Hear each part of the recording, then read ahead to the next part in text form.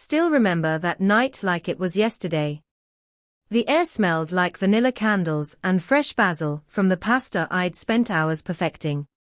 It was our 7th anniversary, the day I thought we'd look back on forever with smiles and soft laughter. My name is Anna, and this is the story of how the man I loved with every piece of my heart betrayed me on the one evening that was supposed to be ours, and how my quiet, clever revenge left him stunned in front of everyone who mattered. 7 years. That's how long Mark and I had built our little world together. We met in college, fell in love over late-night study sessions and cheap coffee, and promised each other the kind of forever you only see in movies. He used to call me his safe place. I believed him. Every single day I believed him. That afternoon, I had turned our small apartment into something out of a dream. String lights twinkled across the ceiling like tiny stars. The table was set with the white tablecloth we bought on our honeymoon in Italy, 2 glasses of his favorite red wine breathing beside the candles. I wore the soft emerald dress he always said made my eyes light up. I even put on the perfume he bought me last Christmas, the one that reminded him of our first date. My heart felt so full I could barely breathe from happiness. At 6 o'clock I sent him a sweet text. Can't wait to celebrate the best 7 years with you. Hurry home, love. His reply came quick. Stuck in a last-minute meeting, babe. Might be a little late, but I'll make it worth the wait. Love you more. I smiled, turned up our favorite playlist, and kept everything warm. 8 o'clock passed. Then 9. The pasta grew cold. The candles burned lower. I called him, but it rang once and went to voicemail. My stomach started to twist, but I pushed the feeling down. He's probably just finishing up, I whispered to the empty room. He always comes through. Finally, at 10:47, I heard his key in the lock. The door opened and there he was, tie loosened, hair a little messy, cheeks flushed like he'd been running. He gave me a quick kiss on the cheek that smelled different. Not his usual cologne. Something sweeter, floral, and definitely not mine. Sorry, babe. Work was insane, he said, already heading toward the bedroom. I'll jump in the shower and we can still salvage the night. I stood there in my emerald dress, the candles flickering behind me, and forced a smile. It's okay. I saved you a plate. But inside, something small and cold had already cracked open. I told myself I was being paranoid. I told myself tomorrow would be better. What I didn't know that night was that while I was lighting candles and waiting for the man I loved, Mark had been somewhere else entirely, celebrating our anniversary with someone who wasn't me. That night I couldn't sleep. Mark had passed out the second his head hit the pillow, still smelling like that strange perfume. I lay beside him staring at the ceiling, heart pounding so hard I thought it might wake him.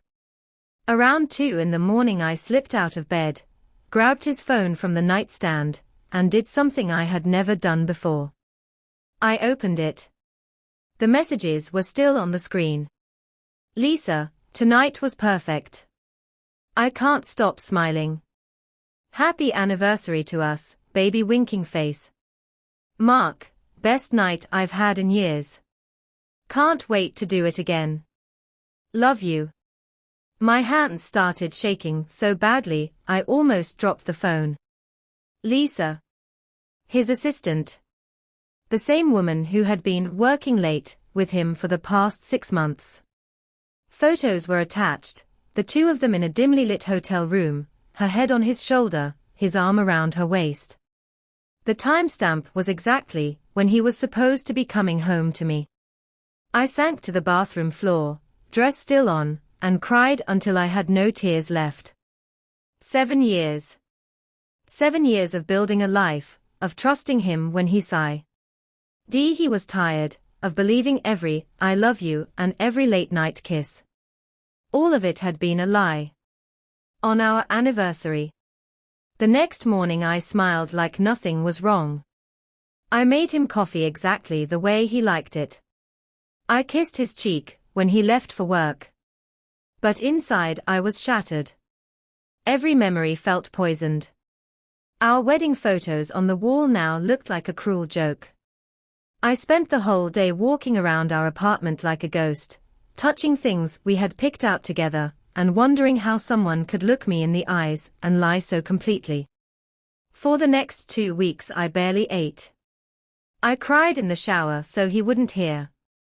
I replayed every late night, every work trip, every time he had smiled at his phone and said it was just the team chat. The pain was so deep it felt physical, like something heavy sitting on my chest.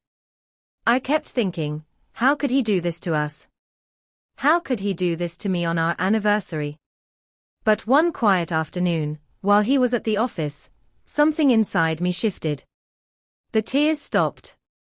The shaking stopped. A cold, clear strength took their place.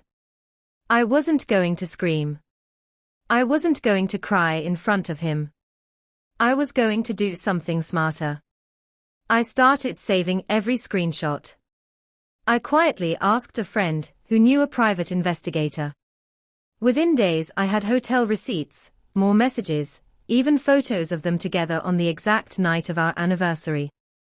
I printed everything and placed it in a plain folder hidden in my closet. Every time Mark kissed my forehead and said, "I love you," I felt nothing but calm determination. He thought I was still the same trusting wife. He had no idea I was becoming someone he would never see coming. 3 weeks after that awful night, I told Mark I wanted to do our anniversary over. "Let's have a proper celebration this time," I said softly, looking into his eyes.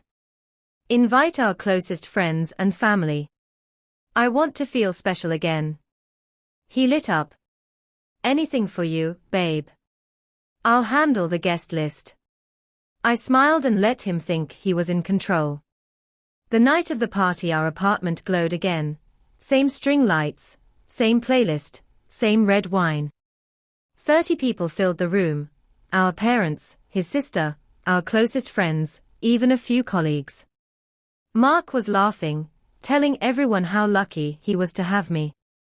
I moved through the crowd like the perfect hostess, heart steady. After dinner I stood up and tapped my glass. Before we cut the cake, I made a little anniversary video. 7 years of memories. I want to share it with all of you.